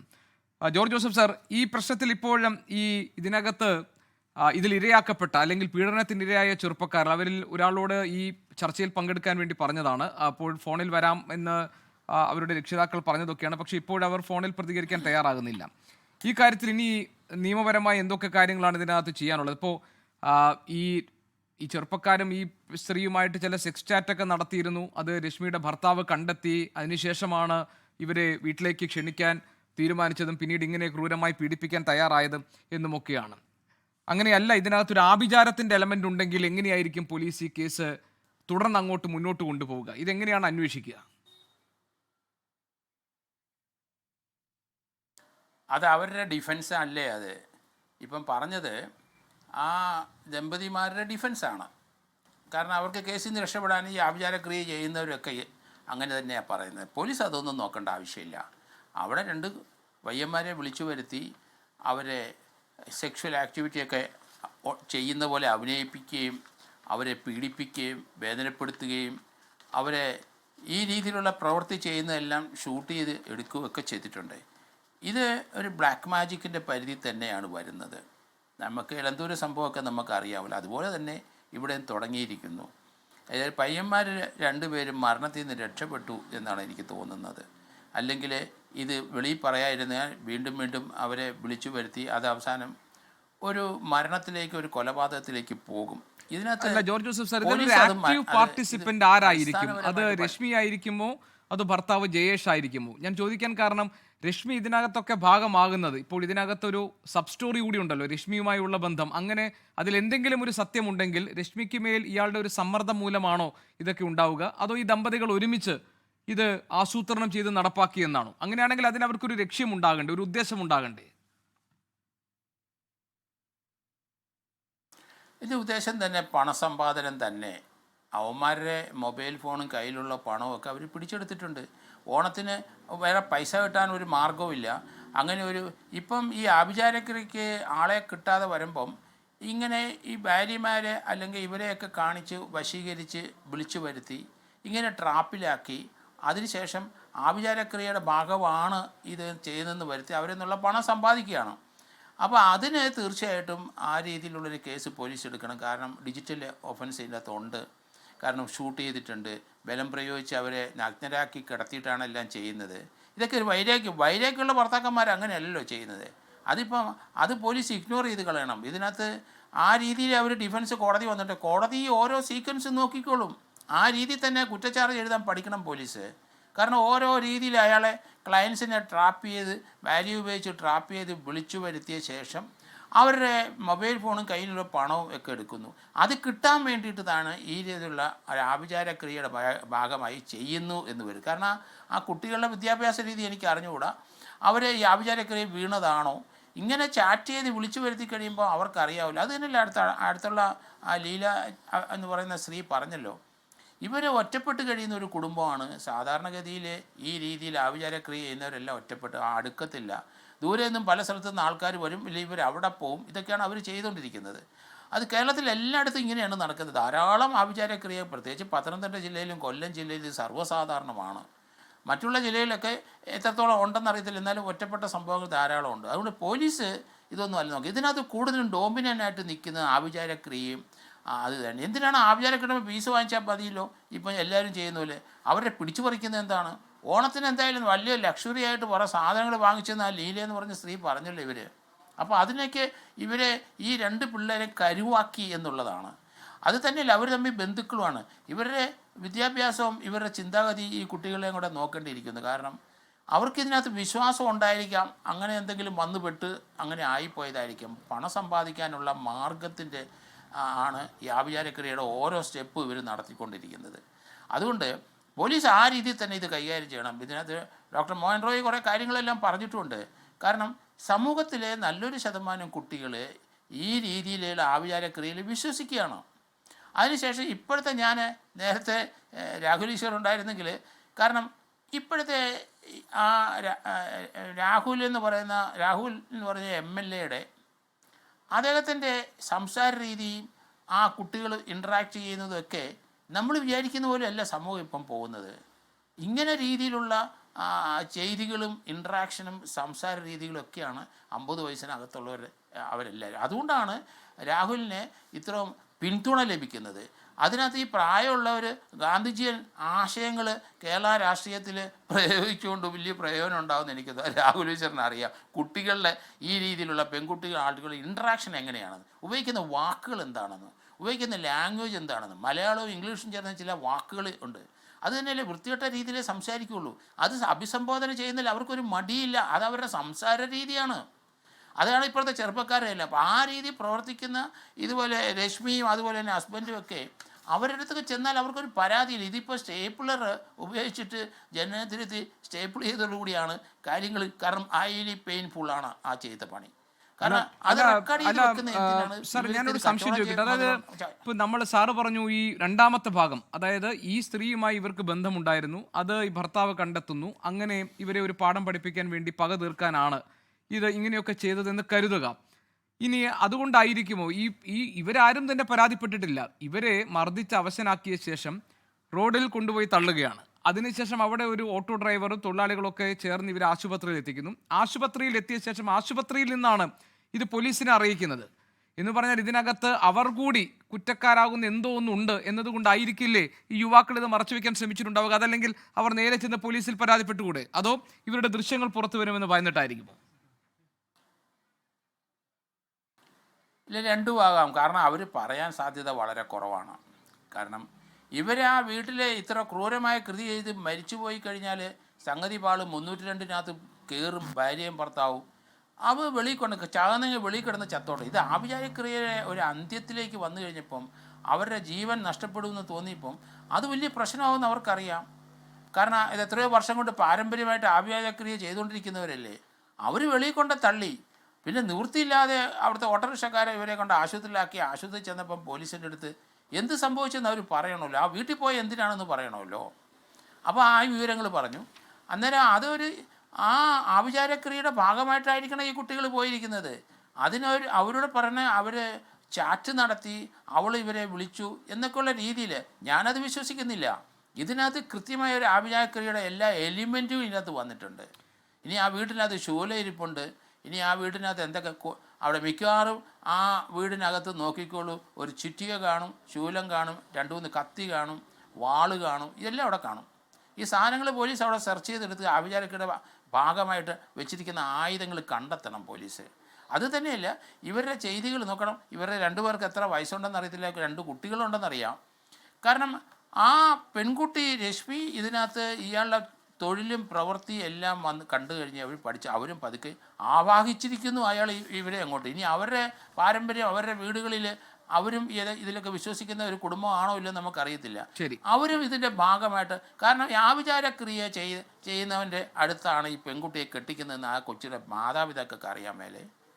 അപ്പോൾ പിന്നെ ആ പെൺകുട്ടി ഇതിനകത്ത് വഴങ്ങി അങ്ങനെ ജീവിച്ചു വന്നു എന്നാണ് മനസ്സിലായത്. എത്ര പേരെ ഇതുപോലെ ഇവർ പീഡിപ്പിച്ചു വിട്ടിട്ടുണ്ടെന്ന് അറിയില്ല. അത് ശരിയാണ്. അതൊക്കെ ഇനി ചിലപ്പോൾ ഇനിയായിരിക്കും ഇതിലെ സംഭവങ്ങളൊക്കെ പുറത്തു വരാൻ പോകുന്നത്. ജോർജ് ജോസഫ് സാർ, ഇനിയായിരിക്കും പുറത്തു വരാൻ. ഞാൻ ശ്രീ രാഹുൽ ഈശ്വറിലേക്ക് പോട്ടെ. രാഹുൽ, ക്ഷമിക്കണം, ചെറിയ സാങ്കേതിക പ്രശ്നം ഉണ്ടായതാണ്. നേരത്തെ താങ്കൾ സംസാരിച്ചത് രണ്ടു വളരെ പ്രിസൈസ് ആയ കാര്യങ്ങൾ. ഒന്ന്, നമ്മുടെ തന്നെ പാരമ്പര്യം എടുത്തു നോക്കിയാൽ ശ്രീനാരായണ ഗുരുദേവൻ അടക്കം ഫിസിക്കലി പോയി ദുർമന്ത്രവാദവും ഈ ദുർദേവതകളുടെ പൂജയും തടയുന്നത് നമ്മുടെ ചരിത്രത്തിൽ കാണാൻ കഴിയും. കാര്യം നമ്മുടെ നാട്ടിൽ മാത്രമല്ല, എല്ലാ നാട്ടിലും ബ്ലാക്ക് മാജിക്, ആഭിചാരം, കൂടോത്രം, ക്ഷുദ്രം തുടങ്ങിയ പദപ്രയോഗങ്ങളിൽ അറിയുന്ന കാര്യമുണ്ട്. അവിടെയാണ് ഞങ്ങളൊക്കെ റിക്വസ്റ്റ് ചെയ്യാറുള്ളത്, ഈ പൂജ എന്ന വാക്ക് നമുക്ക് കൊടുക്കണ്ട, മന്ത്രവാദം പോലും അല്ല, ദുർമന്ത്രവാദമാണ്. ഇപ്പൊ ഇവിടത്തെ നമ്മുടെ നാട്ടിലെ ബ്രാഹ്മണരും പൂജാരിമാരും പൊതുവെ സാത്വിക പൂജാ രീതികളെ ചെയ്യാറുണ്ട്. പക്ഷെ ഒക്കൾട്ട് എന്നൊക്കെ പറയുന്ന, അതായത് വെസ്റ്റിലും ഉണ്ട്, വെസ്റ്റിലും ഇതേപോലെ ഒരുപാട് എന്ന് പറയുന്നത് അത് നിഗൂഢ ശാസ്ത്രമാണല്ലോ, അതെനിക്ക് ആഭിചാരവുമായി ബന്ധപ്പെട്ട് നിൽക്കുന്ന അങ്ങനെ ശരിയാണ്. അല്ല, ഇത് തന്നെ ഈ ഒക്കൾട്ട് എന്ന് പറയുന്നതിൽ പെർവേർട്ടഡ് ആയ ഒരുപാട് സംഗതികളുണ്ട്. ഇതിനൊക്കെ ഒരുപാട് കാലത്തെ മനുഷ്യന്റെ അന്വേഷണത്തിന്റെ തലങ്ങളിലുള്ളതാണ്. പക്ഷെ ഇതിനെല്ലാം മിസ്യൂസ് ചെയ്യുകയും, പ്രത്യേകിച്ച് 2 യാർഡ് സ്റ്റിക്സ് ആണതിൽ: സെക്ഷുവൽ എക്സ്പ്ലോയിറ്റേഷൻ, ഫൈനാൻഷ്യൽ എക്സ്പ്ലോയിറ്റേഷൻ. സാമ്പത്തികമായ ചൂഷണം, ലൈംഗികമായ ചൂഷണം, പിന്നെ ബാക്കിയുള്ള പെർവേർഷനും കാര്യങ്ങളും. ഇത്തരം കാര്യങ്ങൾ വളരെ ഇതിനകത്ത് വ്യാപകമായിട്ടുണ്ട്. അവിടെയാണ് ഞാനൊരു വിശ്വാസിയുടെ പക്ഷത്ത് നിൽക്കുന്ന ആളാണെന്ന് അറിയാമല്ലോ. പക്ഷേ ഞങ്ങളടക്കം പറയാറുണ്ട്, ഈ അന്ധവിശ്വാസ നിർമ്മാർജ്ജന നിയമം കൊണ്ടുവരണം. വിശ്വാസം എന്താണെന്ന് നമുക്ക് ഒരുപാട് തർക്കിക്കാം, we can debate till the cows come home. പക്ഷേ അന്ധവിശ്വാസം എന്താണെന്ന് നമുക്ക് കൃത്യമായിട്ട് നിർവചിക്കാം. അത് സാമ്പത്തിക ചൂഷണം, ലൈംഗിക ചൂഷണം, മനുഷ്യന്റെ ശാരീരികമായ ദോഷം തുടങ്ങിയ കാര്യങ്ങളെ നമുക്ക് ഡിഫൈൻ ചെയ്യുകയും ഒരു അന്ധവിശ്വാസ നിർമ്മാർജ്ജന നിയമം കൊണ്ടുവരേണ്ട ആവശ്യകത എവിടെയാണ്? പലപ്പോഴും നമ്മുടെ നാട്ടിൽ സംഭവിക്കാത്ത എന്താന്ന് പറഞ്ഞാൽ, വിശ്വാസം ഇല്ലാത്തവർ പെട്ടെന്നൊരു ബ്ലാങ്കറ്റ് എടുത്ത് ദൈവവിശ്വാസവും അന്ധവിശ്വാസവും എന്നൊക്കെ പറഞ്ഞു പോകും. അങ്ങനെയാണെങ്കിൽ നമുക്കൊരു റിസൾട്ടും ഉണ്ടാക്കാൻ പറ്റില്ല. മഹാരാഷ്ട്രയിൽ ആ നിയമം വന്നു, കുറച്ച് പല്ലുള്ള നിയമമാണ്, പക്ഷേ അതിൻ്റെ ആപ്ലിക്കേഷനിൽ കുറച്ച് പ്രശ്നങ്ങൾ വന്നിട്ടുണ്ട്, ചില വാക്കുകളുടെ പ്രശ്നങ്ങൾ വന്നിട്ടുണ്ട്. മനസ്സിലാവുന്നുണ്ട്. നമുക്ക് കേരളത്തിൽ ഒരു നല്ല മാതൃകാ നിയമം കൊണ്ടുവരികയും ഇത്തരത്തിലുള്ള കാര്യങ്ങളെ മിസ്യൂസ് ചെയ്യുന്നവരെ തടയാൻ, അല്ല, ഇത് എവിടെയാണ് where we should draw the line എന്നതാണല്ലോ. എന്താണ് വിശ്വാസം, എന്താണ് അന്ധവിശ്വാസം, എന്താണ് മന്ത്രവാദം, എന്താണ് ദുർമന്ത്രവാദം? ഇപ്പോൾ ഒക്കൾട്ട് എന്ന് പറയുന്നത് താങ്കൾ നേരത്തെ സൂചിപ്പിച്ചത് പറഞ്ഞ വെസ്റ്റേൺ കൺട്രീസിൽ ഇപ്പോൾ ന്യൂമറോളജി അല്ലെങ്കിൽ ആസ്ട്രോളജി ഇതൊക്കെ ഒക്കൾട്ടിന്റെ ഭാഗമായി അല്ലെങ്കിൽ ശരീരഭാഷയെ കുറിച്ച് പഠിക്കുന്നത് ഇതൊക്കെ ഒക്കൾട്ടിന്റെ ഭാഗമായിട്ട് പരിഗണിക്കപ്പെടുന്നുണ്ട്. എനിക്ക് ഞാൻ സിമ്പിൾ ആയിട്ട് ഒന്ന് ഡിഫൈൻ ചെയ്യാം. അതായത് പരീക്ഷയ്ക്ക് പോകുമ്പം ദൈവമേ അനുഗ്രഹിക്കണേ എന്ന് പറഞ്ഞ് 5 രൂപ കൊടുത്തു പേന പൂജിക്കുന്നത് വിശ്വാസം. പക്ഷേ മുട്ട പൂജിച്ച് അടുത്തവന്റെ ബാഗിനകത്ത് ഇടുന്നത് അന്ധവിശ്വാസം. അതാണ് അതിന്റെ സാധനം. അതായത് ഈ ഏറ്റവും സിമ്പിളായി നമ്മളല്ല, അപ്പൊ ഞാൻ വണ്ടി മേടിക്കുമ്പോഴും ഞാൻ അമ്പലത്തിലോ പള്ളിയിലോ ഒക്കെ പോയി ആ കീ ഒന്ന് പൂജിപ്പിക്കും. അവിടെ 10 രൂപ 15 രൂപ കൊടുക്കും. അതിൽ തെറ്റില്ല. പക്ഷെ പ്രശ്നം ഇവിടെ വരുന്നു എന്ന് പറഞ്ഞാൽ വേറൊരുത്തിന് ദോഷമുണ്ടാക്കുന്ന രീതിയിലോ അല്ലെങ്കിൽ നഗ്ന പൂജ ചെയ്താൽ എന്തെങ്കിലും വലിയ ഗുണങ്ങൾ കിട്ടുമെന്നൊക്കെ പറഞ്ഞ് അതിനകത്ത് അങ്ങനെയും ചില കാര്യങ്ങളുണ്ട് രാഹുൽ. അതായത് ഒരു ജയം നിശ്ചയിക്കുന്നത് മറ്റൊരാളുടെ തോൽവി കൂടിയാണ്. ഇപ്പോൾ ഇന്ത്യയും പാകിസ്ഥാനും കളിക്കുമ്പോൾ ഇന്ത്യ ജയിച്ചാൽ മാത്രം പോരാ, പാകിസ്ഥാൻ തോൽക്കണം എന്ന് ആഗ്രഹിക്കുന്നത് കൂടിയുണ്ട് അതിനകത്ത്. അല്ല, ഒരു കാര്യം ആഡ് ചെയ്തോട്ടെ, നമ്മൾ നമ്മുടെ കോൺഫിഡൻസിന് വേണ്ടി പ്രാർത്ഥിക്കുകയും അല്ലെങ്കിൽ ജയിക്കണമെന്ന് പ്രാർത്ഥിക്കുകയും ചെയ്യുന്നതിൽ യാതൊരു തെറ്റുമില്ല. പക്ഷേ ദോഷകരമായി ദുരുപദിഷ്ടകരമായി അത് താത്വികമാണ്. ഇനിയും പ്രാക്ടിക്കലി വന്നാൽ സെക്ഷൽ എക്സ്പ്ലോയിറ്റേഷൻ പല ആൾക്കാരും ചെയ്യുന്നുണ്ട്. പ്രത്യേകിച്ച് വിശ്വാസ മേഖലയിൽ നിൽക്കുന്നതുകൊണ്ട് എനിക്കറിയാം. അല്ലെങ്കിൽ ഫൈനാൻഷ്യൽ എക്സ്പ്ലോയിറ്റേഷൻ ചെയ്യുന്നുണ്ട്. ചില ആൾക്കാർ അപകടത്തിൽ നിൽക്കുമ്പോൾ നീ എനിക്കൊരു 1.5 ലക്ഷം രൂപ കൊണ്ട് തന്നാൽ നിനക്ക് ഞാൻ 1 കോടി രൂപ കൊണ്ടുതരാം എന്ന് പറയുന്ന ആൾക്കാരുണ്ട്. അപ്പം ഇതിന് അതോ പറ്റിക്കപ്പെട്ടാൽ എന്തെങ്കിലും ഒരു യാർഡ് സ്റ്റിക്ക് വേണ്ടേ? നമ്മുടെ പാലക്കാടുള്ള വളരെ പ്രമുഖനായ ഒരാൾ, നമ്മുടെ സിനിമാ താരങ്ങളെ അടക്കം പറ്റിച്ചിട്ടുള്ള ഒരാളുണ്ട്. അദ്ദേഹം പറയുന്നത് അദ്ദേഹത്തിന് വീട്ടിൽ 10 ലക്ഷം രൂപ കൊണ്ട് കൊടുക്കുകയാണെങ്കിൽ പൂജിച്ച് 1 വർഷം കഴിഞ്ഞ് ഇയാൾ അത് 10 കോടിയാക്കി തരുമെന്നൊക്കെ പറഞ്ഞ ആൾക്കാരെ പറ്റിക്കുന്നവരുണ്ട്. ഇങ്ങനെ പെട്ടുപോയാലേ ഞങ്ങളൊക്കെ കേസ് കൊടുക്കാൻ സഹായിച്ചിട്ടുണ്ട്. ദൈവത്തിന്റെ പണി പണം ഇരട്ടിപ്പിക്കലല്ല. ഈ ദൈവം ഒരു കൊട്ടേഷൻ സംഘം നടത്തുന്നില്ല. പണം ഇരട്ടിപ്പിക്കലിന്റെ പരിപാടി ദൈവത്തിനില്ല. ഇതെല്ലാം നമ്മൾ മനസ്സിലാക്കണം. അപ്പോൾ ദൈവം എന്ന ദാർശനികമായ തത്വത്തെക്കുറിച്ച് വേണമെങ്കിൽ നമുക്ക് ഡിബേറ്റ് ചെയ്യാം. പക്ഷേ പ്രാക്ടിക്കലി ക്രിമിനൽ ഒഫൻസ്, മറ്റൊരാളെ ഹാം ചെയ്യുന്ന ഒഫൻസ് ചെയ്യുന്നതിനെ തടയാൻ കുറച്ചുകൂടെ പല്ലും നഖവുള്ള നിയമം വേണം. അത് വിശ്വാസികൾ കൂടി യോജിക്കുന്നതാണ്. അങ്ങനെ ഒരുപാട് ഫ്രോഡ് ആൾക്കാരുണ്ട്. ഇപ്പൊ ആസാറാം ബാപ്പു ഫ്രോഡാണ്, പക്ഷേ സ്വാമി വിവേകാനന്ദൻ മഹാനാണ്. അപ്പൊ ആസാറാം ബാപ്പുമാരെ തടയാനും അത്തരത്തിലുള്ള അല്ലെങ്കിൽ മറ്റേ റാം റഹീം എന്ന് പറയുന്ന ആള് അതുപോലുള്ള കള്ളന്മാരെ തടയാനും, അല്ലെങ്കിൽ നിത്യാനന്ദ ഞാൻ എണീക്കാൻ താമസിച്ചുകൊണ്ട് സൂര്യൻ നിന്ന് താമസിച്ചാണ് ഉദിച്ചതെന്ന് പറഞ്ഞ് വിശ്വസിപ്പിക്കുന്ന ആൾക്കാരുണ്ട്. അദ്ദേഹത്തിന്റെ ഒരുപക്ഷെ ചില വീഡിയോ കണ്ടു കാണും. ഞാൻ ഇന്ന് എണീക്കാൻ 1/2 മണിക്കൂർ താമസിച്ചുകൊണ്ട് സൂര്യൻ നിന്ന് 1/2 മണിക്കൂർ താമസിച്ചാണ് എണീച്ചതെന്ന് ഇത്രയും ധൈര്യത്തോടെ വേദി പറയുകയും അത് കേട്ട് കൈയടിക്കുന്ന ഭക്തന്മാരും ഉണ്ട്. അപ്പം ഇത്തരത്തിലുള്ള ആൾക്കാർ, അയാളാണ് കൈലാസ എന്ന് പറയുന്ന സോക്കോൾഡ് സ്വന്തം രാജ്യം. അല്ല Rahul, if this is going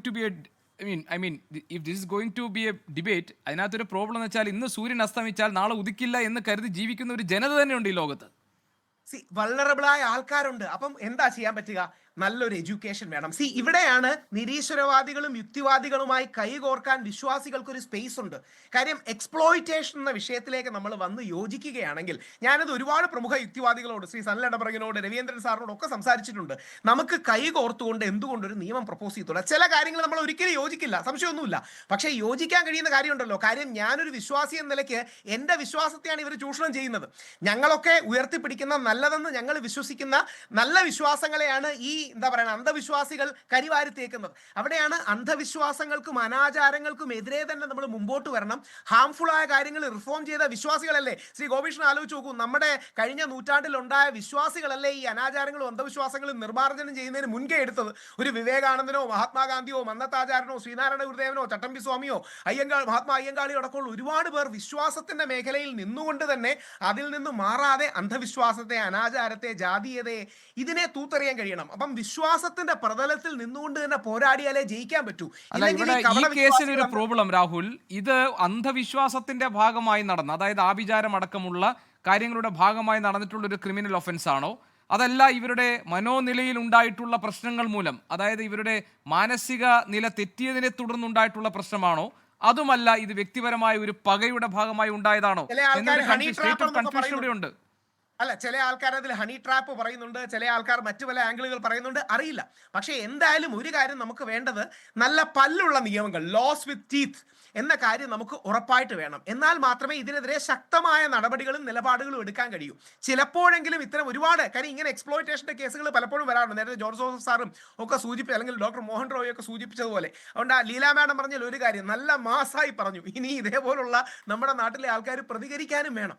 കാര്യം ഇല്ലെങ്കിൽ ഈ ഇത്തരം ഇത്തരക്കാർ ഇത്തരം കാര്യങ്ങളെ ചൂഷണം ചെയ്യും, ഒരുപാട് എക്സ്പ്ലോയിറ്റ് ചെയ്യും. അപ്പോൾ ഇതിന്റെ ഡീറ്റെയിൽസ് വരട്ടെ. പക്ഷേ ആ ഡീറ്റെയിൽസിനോടൊപ്പം ഈ ലാർജർ പിക്ചർ കൂടെ സെറ്റ് ചെയ്യണം. ഇല്ലെങ്കിൽ കേരളം നേടിയ നവോത്ഥാനവും മുന്നോട്ട് പോക്കും എല്ലാം താഴെ പോവും. ഇവർ സൈക്കോ ദമ്പതികളായിരിക്കാം, പക്ഷേ ഈ സൈക്കോ ദമ്പതികൾക്ക് മിസ്യൂസ് ചെയ്യാൻ കഴിയുന്ന ഒരു പ്രതലം നമ്മൾ ഒരുക്കി കൊടുക്കരുത്. ശരി. ഡോക്ടർ മോഹൻ റോയ്, ഇപ്പോൾ ജയേഷ് രശ്മി ദമ്പതികളുടേത് അവരൊരു സൈക്കോ ഇഷ്യൂ ആണ്, അല്ലെങ്കിൽ അവരുടെ മനോനിലയിലെ പ്രശ്നങ്ങളാണ് ആണെങ്കിൽ, ഇതുപോലെയുള്ള ആളുകൾ നമ്മുടെ സമൂഹത്തിന് വിവിധ ഇടങ്ങളിൽ മറഞ്ഞു കിടക്കുന്നുണ്ടെങ്കിൽ ഇത് പരിഹരിക്കാനാകാത്തൊരു പ്രശ്നമാണ് സമൂഹത്തിന് മുന്നിൽ എല്ലാ കാലത്തും എന്നാണോ ഡോക്ടർ പറയാൻ ഉദ്ദേശിച്ചത്? അല്ല, ഒരിക്കലുമല്ല. അതിലേക്ക് വരുന്നതിന് മുമ്പ് എൻ്റെ സുഹൃത്തു കൂടിയ രാഹുൽ ഈശ്വർ പറഞ്ഞ ഒരു കാര്യം, അദ്ദേഹം ഈ വിശ്വാസവും അന്ധവിശ്വാസവും തമ്മിൽ വേർതിരിക്കാൻ അത് വലിയ പാടുള്ള കാര്യമൊന്നുമില്ല. നമ്മളൊരു റോഡ് ക്രോസ് ചെയ്യുമ്പോൾ അങ്ങോട്ടും ഇങ്ങോട്ടും ഒക്കെ നോക്കി സേഫാണെന്ന് ഉറപ്പ് വരുത്തിയിട്ട് ഭഗവാനെ, നമ്മൾ വിശ്വസിക്കുന്ന ദൈവത്തിനെ വിളിച്ചുകൊണ്ട് റോഡ് ക്രോസ് ചെയ്യുന്നു, വിശ്വാസം. ഇനി അങ്ങോട്ടും ഇങ്ങോട്ടും ഒന്നും നോക്കാതെ നമ്മൾ വിശ്വസിക്കുന്ന ഒരു ശക്തിയെ മാത്രം വിളിച്ചുകൊണ്ട് അങ്ങോട്ട് എടുത്തു ചാടുന്നത്, മേലെ കീഴ് നോക്കാതെ ചെയ്യുന്ന അന്ധവിശ്വാസം എന്ന് വിചാരിച്ചാൽ വളരെ എളുപ്പമാണ്. അദ്ദേഹം പറഞ്ഞ മറ്റൊരു കാര്യമുണ്ട്, ഈ ദൈവത്തിന് കൊട്ടേഷനും ഇല്ല, ദൈവത്തിന് പണമിരട്ടിപ്പും ഇല്ല. അതൊക്കെ നമുക്ക് അറിയാവുന്നതുപോലെ ദൈവത്തിൻ്റെ പേര് ഉപയോഗിച്ചുകൊണ്ട് ധാരാളം ആൾക്കാർ ഇഷ്ടംപോലെ ചെയ്യുന്നുണ്ട്. അദ്ദേഹം ചെയ്യേണ്ട ആവശ്യമില്ലല്ലോ. അതുതന്നെയാണ് ഇതിൻ്റെ മറ്റൊരു പ്രശ്നവും. ഇനി അങ്ങ് ചോദിച്ച ചോദ്യം, അതെ, ഇത്തരത്തിലുള്ളവരുണ്ട്. എന്താണ് മാർഗ്ഗമെന്ന് വെച്ചാൽ നമ്മളെ പ്രൊട്ടക്റ്റ് ചെയ്യുക എന്നുള്ളതേ ഉള്ളൂ. നമുക്കറിയാമല്ലോ, ഇപ്പോൾ കുട്ടികളുടെ ഇടയിൽ ഏറ്റവും കൂടുതൽ ചർച്ച വരുന്നൊരു കാര്യം, നമ്മുടെ യുവാക്കളുടെ ചെറുപ്പക്കാരുടെയൊക്കെ ഈ ടോക്സിക് എന്ന് പറയുന്നതാണ്. ഈ ടോക്സിസിറ്റി വന്ന് ഞങ്ങളിപ്പോൾ മനോരോഗ ചികിത്സാ വിദഗ്ധർ കാണുന്ന പല കേസുകളിലും ഈ ചെറിയ തോതിലുള്ള ഒരു സ്വഭാവ പ്രശ്നങ്ങളൊക്കെ തന്നെ വലിയ ടോക്സിക്കാണ് എന്ന് പറഞ്ഞുകൊണ്ട് റിലേഷൻഷിപ്പ് അഡ്വൈസിനൊക്കെ നമ്മുടെ അടുത്ത് വരുന്ന ആൾക്കാരുണ്ട്. അപ്പോൾ അതെന്തുകൊണ്ടാണെന്ന് വെച്ചാൽ തീർച്ചയായിട്ടും അവിടെ ഒരു അവബോധം വളർന്നിട്ടുണ്ട്. ഈ പണ്ടൊക്കെ നമ്മുടെ ഈ കെയറിങ് ആങ്ങളമാരെന്ന് പറയുന്ന ഒരു വർഗ്ഗം ഉണ്ടായിരുന്നില്ല. അതായത് നീ മറ്റുള്ളവരോട് കൂടുതൽ സംസാരിക്കരുത്, നിനക്ക് കുഴപ്പമൊന്നുമില്ല, മറ്റുള്ളവർ നിന്നെ അങ്ങനെ നോക്കുന്നത് എനിക്ക് ഇഷ്ടമില്ല എന്നൊക്കെ പറയുന്നവരൊക്കെ നമ്മുടെ സൈക്കോ ഷമ്മിമാരാണെന്നൊക്കെ നമ്മുടെ തലമുറയിലെ പെൺകുട്ടികളും, തീർച്ചയായിട്ടും ഇത് പുരുഷന്മാരുടെ മാത്രം പ്രശ്നമല്ല, സ്ത്രീകളുടെയും പ്രശ്നമാണ്. ആൺകുട്ടികളും പെൺകുട്ടികളും തിരിച്ചറിഞ്ഞു കഴിഞ്ഞു. അവരുടെ ഭാഷയിൽ റെഡ് ഫ്ലാഗ് സൈൻസ് എന്നൊക്കെ പറയും, അവർ കുറച്ച് പഠിച്ചിട്ടുണ്ട് എന്ന് പറയുന്നത് പോലെ ഇത്തരം ആൾക്കാരെക്കുറിച്ചുള്ള അറിവൊക്കെ നമ്മുടെ സമൂഹത്തിൽ വ്യാപകമാവേണ്ടതുണ്ട്.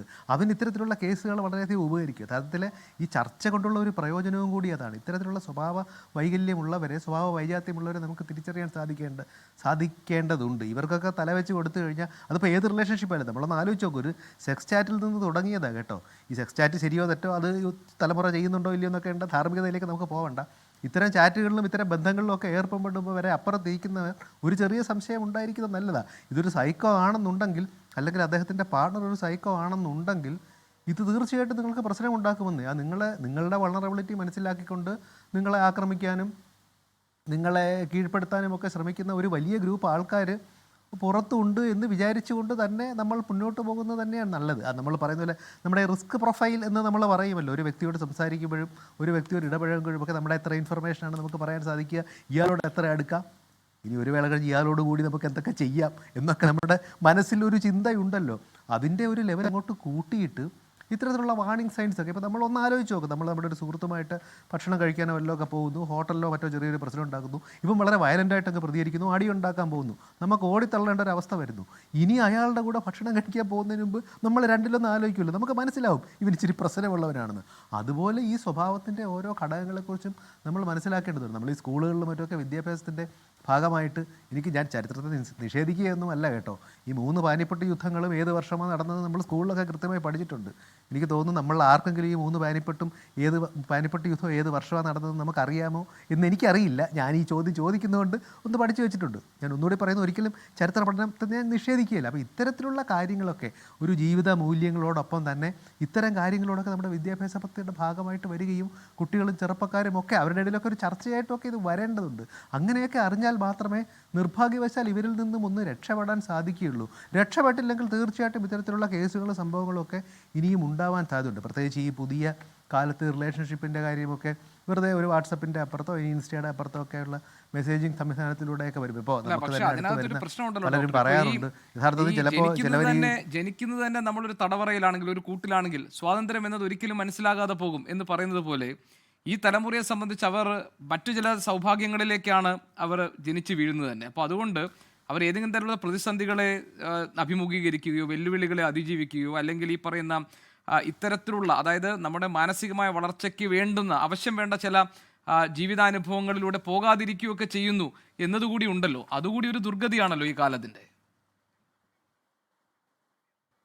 അല്ല, അവിടെയാണ് കൃത്യമായി നമ്മൾ ഇടപെടൽ വരുത്തേണ്ടതുണ്ട്. ഇപ്പോൾ ഞാൻ അതുമായി ബന്ധപ്പെട്ട് ഇപ്പോൾ നെതർലാൻഡ്സിൽ നടത്തിയിട്ടുള്ള ഒരു സംവിധാനത്തെക്കുറിച്ച് ഞാൻ പറയാം. നെതർലാൻഡ്സിലത്തെ ഹ്യൂമൻ ലൈബ്രറി, നമുക്ക് ലൈബ്രറികളെ കുറിച്ച് അറിയില്ല, നമ്മൾ ലൈബ്രറിയിൽ പോയി പുസ്തകം വായിക്കുകയാണ്. പക്ഷേ നെതർലാൻഡ്സിലെ ഹ്യൂമൻ ലൈബ്രറി എന്ന് പറയുന്ന ഒരു സംഭവം തുടങ്ങിയിട്ടുണ്ട്. അതായത് അവിടെ ഈ മുതിർന്ന ആൾക്കാർ, അനുഭവമുള്ള ആൾക്കാർ, അത് ജീവിതത്തിൽ വിജയിച്ചവരും പരാജയപ്പെട്ടവരും ഒക്കെ ഉണ്ട് കേട്ടോ. അവിടെ പോയിട്ട് നമുക്ക് ഇവരോട് സംസാരിക്കുകയും അവരുടെ ജീവിതാനുഭവങ്ങൾ നമുക്ക് കേൾക്കാനും സാധിക്കും. അത് നമുക്ക് എത്ര പുസ്തകങ്ങളിൽ നിന്ന് പോലും വായിച്ചാൽ കിട്ടുന്ന ഒരു അനുഭവമായിട്ട് എനിക്ക് തോന്നുന്നു. IIM കോഴിക്കോട് എന്തോ ഒരു പ്രോജക്റ്റ് തുടങ്ങുന്നതായിട്ടുള്ളൊരു വാർത്ത ഞാൻ കേട്ടിരുന്നു. അപ്പോൾ ഈ ഹ്യൂമൻ ലൈബ്രറികളുണ്ട്. ഈ ഹ്യൂമൻ ലൈബ്രറികൾ പോലെ അവിടെയാണ് നമ്മൾ മാറുന്ന കാലത്തിനനുസരിച്ച് നമ്മുടെ വിദ്യാഭ്യാസ സമ്പ്രദായമൊക്കെ മാറ്റണമെന്ന് പറയുന്നത്. നമ്മളിപ്പോൾ പണ്ട് കാലത്ത് ഇപ്പോൾ ഒരു 8ാം ക്ലാസ്സിൽ ഇക്കാലത്ത് പഠിക്കുന്ന ഒരു കുട്ടി പണ്ട് 10ലോ 12ലോ ഒക്കെ പഠിച്ച സിലബസ് ആയിരിക്കും പഠിക്കുന്നത്. അത്തരത്തിലുള്ള സിലബസ് പരിഷ്കരണത്തിനും ഒക്കെ അപ്പുറത്തേക്ക് ഇത്തരത്തിലുള്ള കാര്യങ്ങളെക്കുറിച്ച് യുവാക്കളെ, ചെറുപ്പക്കാരെ, കുട്ടികളെ ബോധവാന്മാരാക്കുക എന്നുള്ളത് കൂടി വിദ്യാഭ്യാസ സമ്പ്രദായത്തിൻ്റെ ഉത്തരവാദിത്തമായി നമ്മൾ ഏറ്റെടുക്കേണ്ടതുണ്ട്. അല്ലെങ്കിൽ ഇത്തരത്തിലുള്ള കാര്യങ്ങളുണ്ടാവും. സൈബർ സുരക്ഷ എങ്ങനെയാണ് നമ്മളിപ്പോൾ, എനിക്ക് തോന്നുന്നില്ല നമ്മുടെയൊക്കെ കുട്ടിക്കാലത്ത്, എൻ്റെ കുട്ടിക്കാലത്ത് ഒരിക്കലും ഗുഡ് ടച്ച് ബാഡ് ടച്ച് എന്ന വാക്ക് പോലും ഞാൻ കേട്ടിട്ടില്ല. ഞാൻ യഥാർത്ഥത്തിൽ ഒരു മനോരോഗ ചികിത്സകത്തിന് ഇത്തരം ട്രെയിനിങ് പ്രോഗ്രാമുകൾക്ക് പോയി, പിന്നെ ഇപ്പോൾ ഞാൻ എൻ്റെ ട്രെയിനിങ് പ്രോഗ്രാം ചെയ്യുന്നുണ്ട് എന്ന് പറഞ്ഞതുപോലെ ഇപ്പോൾ നമ്മൾ കുട്ടികളോടത് പറഞ്ഞു കൊടുക്കുന്നുണ്ടല്ലോ. ലഹരിയുടെ ദൂഷ്യവശങ്ങളെക്കുറിച്ച് നമ്മൾ കുട്ടികളോട് പറയുന്നുണ്ട് എന്ന് പറയുന്നത് പോലെ വിദ്യാഭ്യാസ സമ്പ്രദായത്തിൻ്റെ ഭാഗമായി ഇത്തരം കാര്യങ്ങൾ വന്നാൽ മാത്രമേ ഈ പുതിയ തലമുറയെയൊക്കെ നമുക്ക് ഇതിൽ നിന്ന് രക്ഷിച്ചെടുക്കാൻ സാധിക്കുകയുള്ളൂ. അപ്പോൾ അതിനും നമ്മൾ യഥാർത്ഥത്തിൽ ഉപയോഗിക്കേണ്ടത് അങ്ങ് സൂചിപ്പിച്ചതുപോലെ ഇത്തരത്തിൽ ഏത് മാധ്യമങ്ങളിലൂടെയാണോ ഈ പ്രശ്നങ്ങൾ ഉണ്ടാകുന്നത് ആ മാധ്യമത്തെ തന്നെ ക്രിയാത്മകമായി ഉപയോഗിച്ചുകൊണ്ട് കുട്ടികൾ ഉപയോഗിക്കുന്ന, യുവാക്കൾ ഉപയോഗിക്കുന്ന ചാനലുകളിലൂടെ തന്നെ അവരിലേക്ക് എത്താനും ഇത്തരം മാറ്റം ഉണ്ടാക്കാനും നമുക്ക് സാധിക്കണം. ശരി, ലീല ചേച്ചി, ഇതിപ്പോൾ ഇത് നമ്മുടെ ചർച്ച കുറച്ചുകൂടി വേറൊരു തരത്തിലൊരു വളരെ ഗൗരവമുള്ള ചർച്ചയായി മാറിയിട്ടുണ്ട്. കാരണം ഈ ജയേഷിൻ്റെയും രശ്മിയുടെയും സംഭവങ്ങൾ മാത്രമല്ല, കേരളത്തിൽ ഇങ്ങനത്തെ കുറേ സംഭവങ്ങൾ ഉണ്ടാകുന്നതുകൊണ്ട് ഈ ചേച്ചിക്ക് അറിയാവുന്നിടത്തോളം ഈ രശ്മി ഇത്രയധികം, ഇപ്പോൾ രശ്മി അതിനകത്ത് ഭയങ്കര ക്രൂരകൃത്യങ്ങളൊക്കെ ചെയ്തു എന്നാണ് ഈ ചെറുപ്പക്കാർ പറയുന്നത്. അങ്ങനെയൊക്കെ ചെയ്യുന്ന ഒരാളാണെന്ന് നിങ്ങൾക്ക് ഒരിക്കലും തോന്നിയിട്ടേ ഇല്ല രശ്മിയെക്കുറിച്ച്, അല്ലേ? ഇല്ല, ഒരിക്കലും അങ്ങനെ തോന്നിയിട്ടില്ല. പക്ഷേ ഇത് രശ്മി മാത്രമായിട്ട് ചെയ്ത കാര്യങ്ങളൊന്നുമല്ല. ജയേഷ് അറിയാതെ ഒരിക്കലും രശ്മിക്ക് അങ്ങനെ ചെയ്യാൻ പറ്റില്ല.